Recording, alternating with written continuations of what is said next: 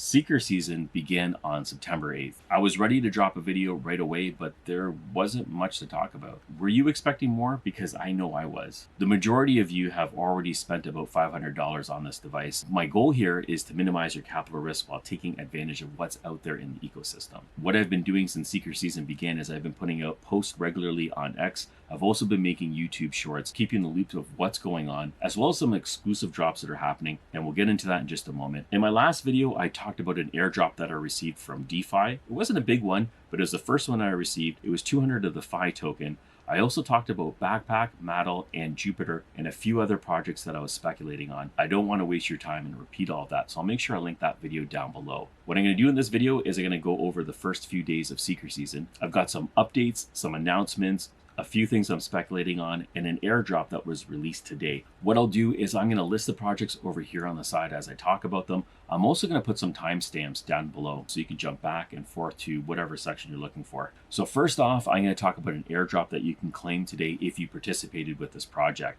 Now this one was an extremely limited window. It was actually supposed to be 24 hours. They ran into some technical difficulties and it ended up being 48 hours.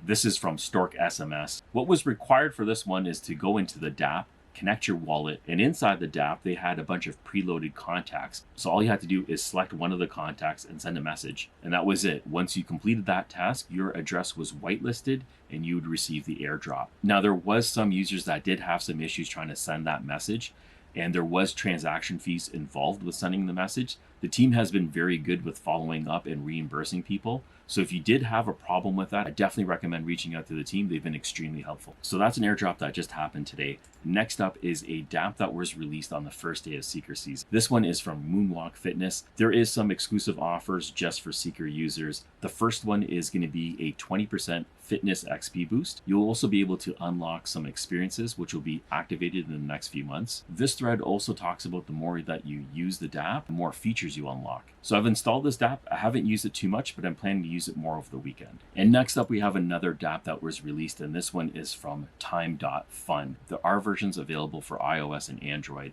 There are some special incentives for Seeker users, which are going to be including dedicated badges, boosts, as well as some hidden features. There was no mention of airdrops, but I'm not going to rule it out. What this dApp allows you to do is it allows you to DM, communicate, join groups, and even have a video call with some influential people. I don't know how many people have joined this platform yet, but I'll be watching the user base and seeing how it grows. The next one up is Crypto Fantasy League. Crypto Fantasy League allows you to select a bunch of tokens and create a team with it. What you're going to do with these tokens is you're going to go head to head with other people and their groups of tokens, and they're going to compete on a live chart, and basically the best performance wins. So it's a live period.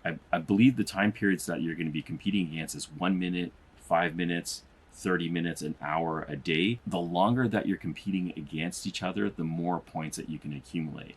Now, I wasn't really sure if there was a bonus with referrals, but in my tweet, the team actually did respond. So if you do use the referral link, you have a chance of entering this $250 draw. One other thing I wanted to point out is in my short, it is listed as one of the projects that might have an airdrop. I recommend installing the app, connect your Seeker wallet to it, make sure the wallet that you're using is the one with your Seeker NFT in it, and try out the dApp. It doesn't cost anything. If you do want to boost, you can boost with Solana, but you don't have to. I haven't done it yet, and I've just been playing for the last couple of days. I gotta admit that this dApp is a little bit addictive if you're a little bit of a degen, so have fun with that. Next up is a project I don't really know anything about, but I did see it on X, and I thought I'd share it with you, and maybe you can let me know if this is a legitimate project. I did mention over here that they have an epic drop of 8 ETH.